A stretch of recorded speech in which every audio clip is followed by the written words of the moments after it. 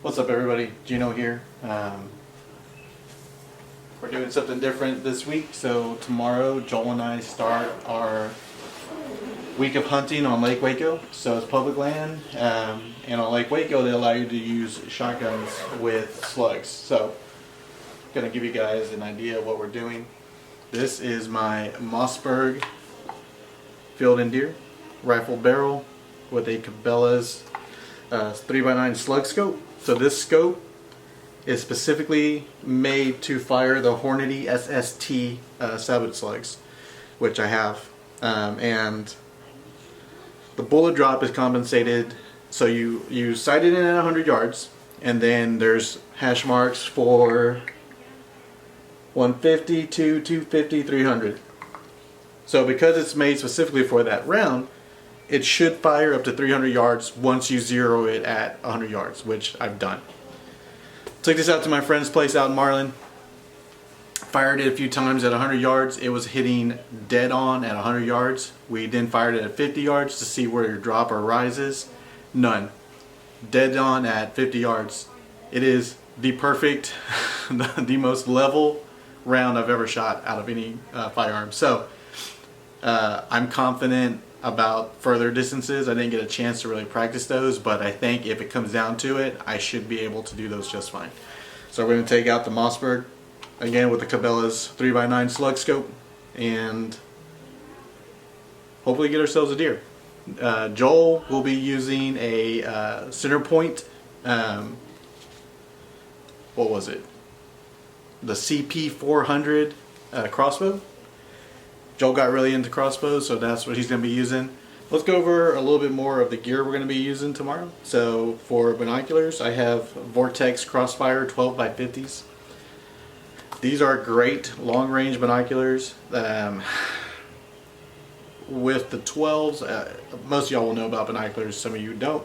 With the 12x50s, you're going to bring in a lot of light, which is going to be great for low light situations. However, because of that zoom at 12 magnification, when you look through them, you're going to have a lot of shake.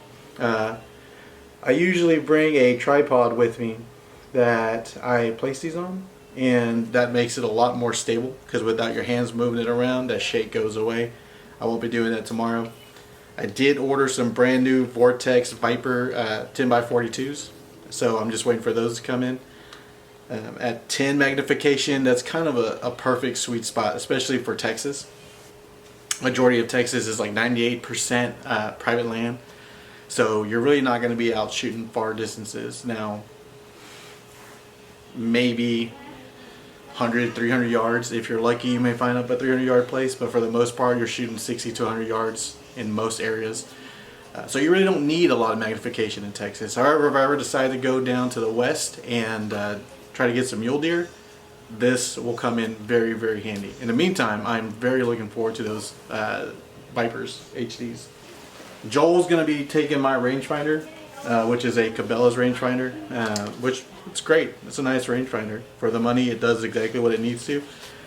But I'm excited about this. I get to borrow my friend's Ranger Vortex. Can't really see it, but it's a Vortex Ranger 1000. It's an older one. You can tell it's definitely got some sun coloration on there. It's got a red LCD. It's actually really nice. I like this one a lot. I've been wanting to get a Vortex rangefinder for a while. I'm a big Vortex fan.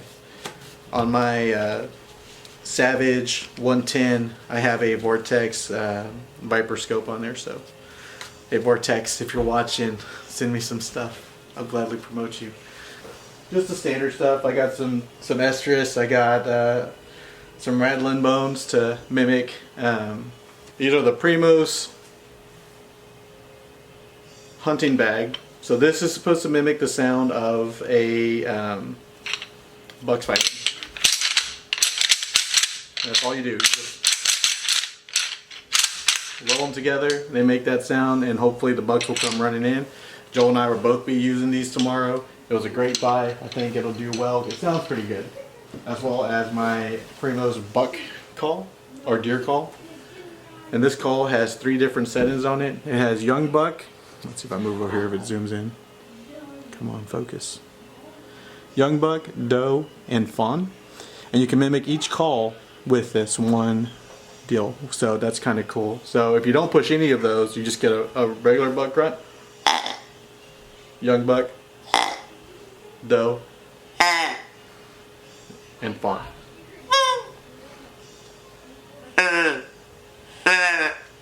Hopefully this will bring something in. I'd like for it to work tomorrow. I won't be taking my bow since it is a shotgun season. I will gladly take that out to touch at 100 plus yards. I think that's all I'm going to show y'all for today. We're going to do a video in the future where I actually show you more of my firearms and see what you guys think of my setups. Yeah, thanks for being a part of this journey. So as we set off tomorrow morning, pray I finally get a big buck. I've only been able to get doe so far, so a buck is really what we like to get. So thanks for joining us. It is really early. It is about 6:46. That is officially legal shooting light. I don't know if you guys can hear me or not, but Joel is set up over in his spot. Our friend Josh, who came with us, he's set up over at his spot.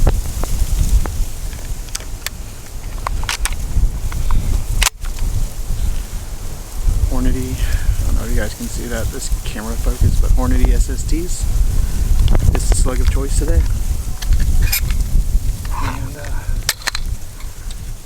we're about to get ready to see if we can't get a deer. Alright, so the sun's coming out more. It's starting to look good. I've got pretty clear line of sight to those tree lines right there behind me. Let's see if we can get that thing to focus. Anyway, there's a tree line about 125, maybe 150 yards back that way. And then directly in front of me, there's a tree line that's probably about 100 yards out.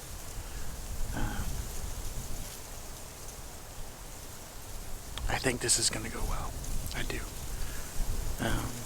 We're definitely see deer this morning back here, especially. Nobody else really comes back here, so it's kind of an unhunted spot for the most part. People definitely come back here, but it's like you gotta walk, and a lot of people would rather just sit up towards the front of the entrance and hunt there. Alright, I haven't seen a deer yet, but Joel just shot a big buck. He called me super excited, so we're gonna go find that here in a little bit. We're gonna let it settle and then go see if we can't track him in the woods. So we'll see that here in a minute.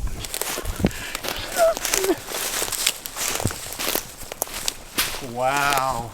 Oh my god. So catch up with Joel.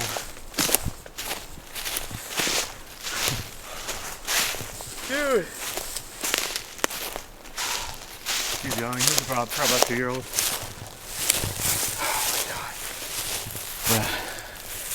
Oh my god, dude. Hard shot all day. I kind of, I aimed, so instead of aiming further back, you know? Yeah. I aimed and then, right, so it hit pretty much right where I aimed it. Yeah. Oh my god, dude, that's what I wanted right there. Okay, wait. How many points is that? 6? 6. Oh, dude, he didn't get far at all. No, he didn't go far. Dude, my blind's right hard there. Shot, dude. He weren't going to go anywhere. Yeah, like I said, I kind of aimed right above because I figured, I was hoping that, you know, if my shot was a little off, it would either hit the heart or still kind of go behind where the lungs were. Because, I mean, we only sighted in that boat at one time. Right. So, oh my god, dude. Yeah, he came around that corner when I was on the phone with you. Joel's blind right there. But yeah, he was, so when I was on the phone with you, he came from this way, from like the field, you know? Yeah. And I just saw those antlers and I was like, oh my god. So I was like, I gotta go. I just hung up on you. Oh man, he didn't go far at all. Joel, dude, I'm so excited. Look at this. Yeah, what's the setup? Dude, that's... There we go, man. That is a great first time buck. So yeah, first buck I've ever shot. The only other buck I've seen before out here has just little spikes.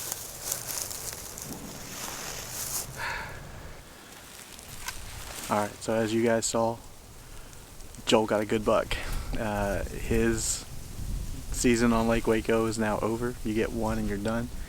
But he got a great first time buck, and I'm gonna let Joel share the story with you guys real quick while I scout the horizon. He's gonna tell you guys how it all went down. If I say, first off, that's the second buck I've ever seen. First one was that spike that I came face to face with, like 15 feet. Also, I found this while I was walking. Gino found that, so Gino got himself a buck too. But yeah, I said I'd set up, and not long after I set up, like literally what, 15 minutes, 20 minutes after shooting light? Yeah, that's 7:11 a.m. Yeah, something like that. Like not long after shooting light, I was actually on the phone with Gino, and he came right around that corner over there on my left side, and I got excited, told Gino I gotta go, hung up on him. Poor Gino was still trying to talk to me, ask me questions. Basically told him to go to hell. And yeah, I kept making a lot of noise. I thought he was gonna run because I wasn't really set up yet. But eventually, after he kept stopping and looking at me, he finally came close enough. And I waited for him to turn broadside. As soon as he did, I did not hesitate. I took that shot and I heart-shotted him. That arrow was right through the center of his heart. And I thought... I should have shown it to the camera. Yeah, I thought he went further than he did, but he didn't. How far you say he ran? Like 50 yards. 50 yards, if yeah. Even that. Yeah, no, maybe 30. Yeah, I thought he got into... Yeah, I guess from where I shot him. Yeah. From where he ran. Yeah, it was about 30 yards. And I thought he got into all this trees over here, all this dense woods. But he died right before it. Gino was walking up. I was on the phone with him, and Gino was like, dude, it's like right there.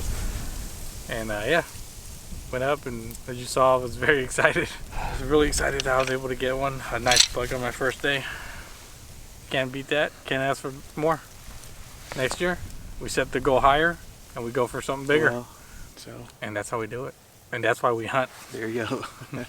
As you can see, there's not much light left. Unless a miracle happens, I don't think we're going to see anything else tonight. I still have 30 minutes, but honestly, I don't think I have very good odds right now. That group of does came through and moved on. They just kept going, so nothing else stayed. I was really hoping a buck was going to be following him, but that was not the case. So, I think we're probably going to end the video here. Unless something happens and I can manage to get one. This is probably it. So, day one is going to end with Joel shooting a buck. And, alright everybody. Thanks for watching, and that's why we hunt.